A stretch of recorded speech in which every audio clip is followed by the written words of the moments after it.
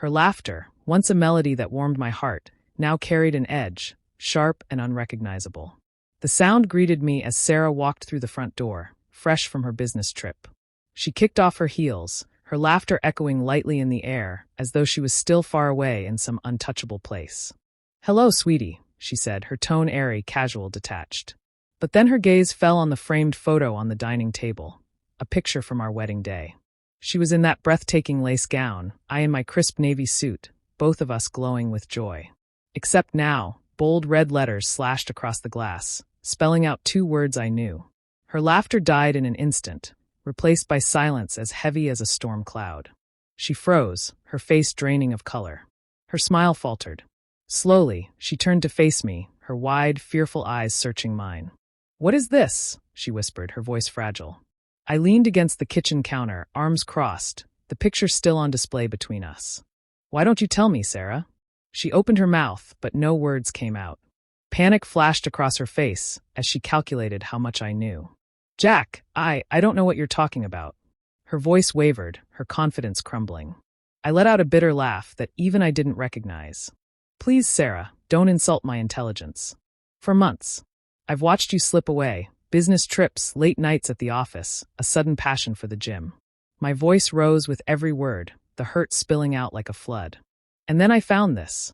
I held up my phone, displaying a series of photos, her and Mark, her so-called business partner, holding hands at a seaside resort, sharing a kiss under a cabana, laughing over drinks at a bar. Her facade shattered. "Jack, I can explain," she stammered, stepping toward me, hands raised in an attempt to pacify me. "Explain?" I snapped, cutting her off.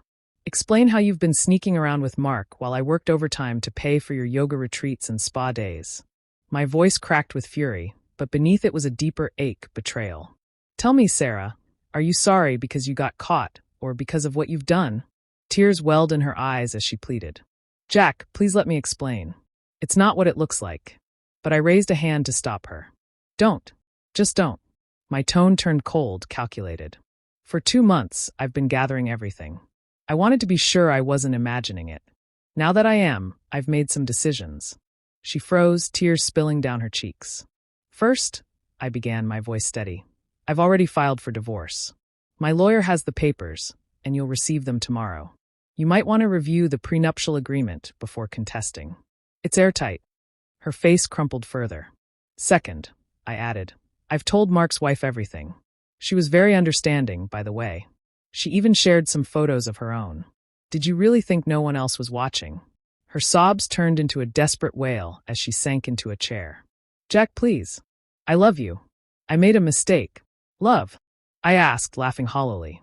"You call this love?" "No, Sarah, you loved the stability and comfort I gave you. But you didn't respect me. You threw it all away for what? A cheap thrill." Her hands trembled as she buried her face in them, sobbing, but I felt only relief. A weight I hadn't realized I was carrying was finally lifted. I grabbed my keys and turned to leave. "I'll be staying at a hotel for a few days. Movers will come to pack your things by the end of the week.